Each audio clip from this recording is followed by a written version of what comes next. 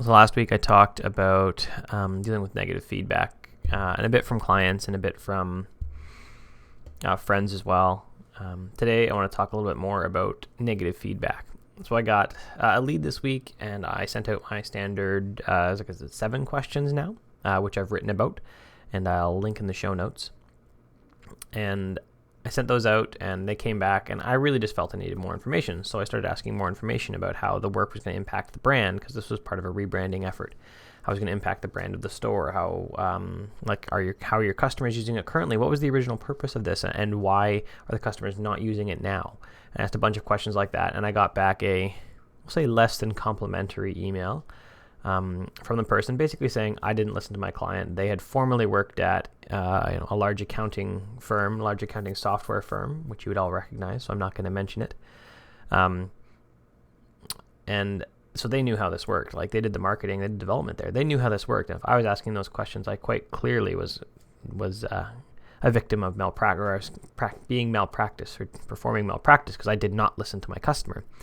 And I had used, like, we may have to do discovery, because, without me knowing these questions and having these answers, it's like malpractice. You don't go to the doctor and just say, hey, this is what's wrong with me, right? I have this, I need some antibiotics. No, they say, no. They take what you said, they say, okay, and then they ask you a bunch more questions and check a bunch of things out, and then they give you medication. If they did it the other way, if you just said, I have strep throat and you need to give me this medication right now, and they handed it to you, that would be malpractice. I think the discovery process is also malpractice. Like, skipping that in many circumstances can be malpractice, and if they don't have any idea of the full scope of it, and you can't even price it, that's the one thing. I also got a story today from a friend of mine. Actually talked to him on Skype, and he had an issue with a possible client, and they didn't have a list of what they wanted to do, and their contention was that making the list would take longer than even doing it. And I think, the list isn't going to take 3 months to do, or take 2 weeks to do. So, and you don't even know what you need to do. You don't even know if it's valuable. And if you don't have a list, it's obviously not even valuable enough to take some time to think about it. With that list, you can actually start diving into what is the value, and see what it actually is to them. But the company didn't even care. They didn't want to do it. They basically wanted to outsource an employee, and that's what the client that wanted to talk to me wanted as well. They just wanted some hours, and they just want to outsource an employee because they don't want to pay a developer all the time, and they certainly don't want to engage in a value conversation.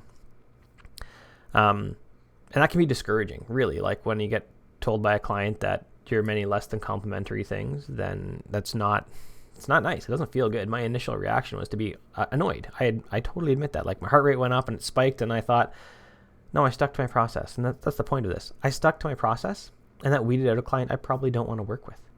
That weeded out someone who isn't going to want to engage at a deeper level. They're not looking for a long-term partnership, really. They're simply looking for someone to come in, do some hours, do what they're told, and walk away. That's it. And that's not really the type of client that I want to work with. And some people that watch this may want to, and that's totally fine, but that's not what I would like to work with. I want to work with someone who is long-term, who I'm a partner to them, and that's who I want to work with. So the whole point to my process was to get you to say no. The only fault in that was that you didn't say no earlier, and you were rude now. That's the only fault in the whole thing. And like I said to my friend too, your point in your process was, because his client, when he was having this face-to-face meeting, said, it doesn't sound like you want to work with us. And he was, slightly taken aback when I talked to him, and I said, it doesn't sound like you'd want to work with them. They don't sound like a great client. They want to outsource an employee. They don't want to talk about the value of it. They want to just buy a block of hours and use them at whim. Is that what you want to do? No, that's not what he wants to do. So yeah, you're right. I don't actually want to work with you. It's not you as a person, but I don't want to work with clients that want to work like you. So the whole point to your process is to weed these people out. And it sucks sometimes when they're mean to you, when they say rude stuff, or when you stick to your process and you try to be polite. And we all do fail. Maybe I failed at being polite this time, although I don't believe so, and my mastermind group didn't believe so when I sent the emails over and did a bit of venting over there. But even after that less than complimentary email, after sticking to my process and realizing that, no, my process is supposed to do this. My process is supposed to show people, or to weed out the clients that I don't want to work with, that aren't going to want to engage at a deeper level on value.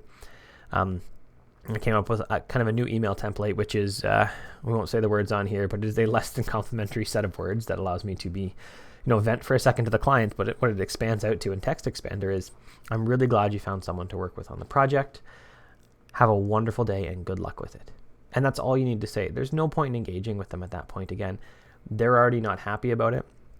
So what's the point? Why would you even waste your breath talking to them? Like, why would you try and prove your point? All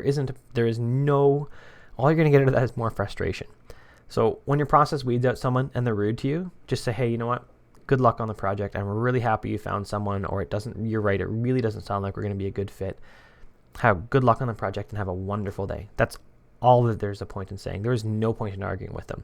The only people you argue with when they're rude to you are your children, because they're rude and you tell them not to be rude, or your spouse. We're all rude to our spouses at some point, or your partner at some point, and you tell them, and that's the only person you keep re-engaging with, because that's a relationship you decided to take long term. The clients that are rude to you, especially in the initial client vetting process, just walk away. Say, hey, we're not a good fit. Have a wonderful day, and try and let it roll off your back as best you can.